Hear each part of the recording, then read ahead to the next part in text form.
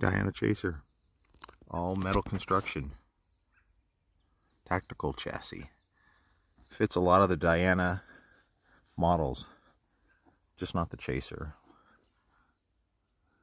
The Airbug, all the other ones. Folding stock, all metal.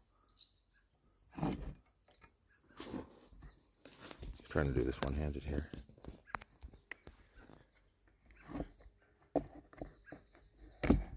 It's a little stiff. It's brand new.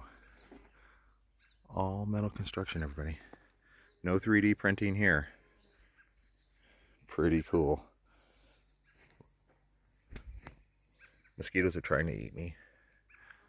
I'm gonna go run away from them.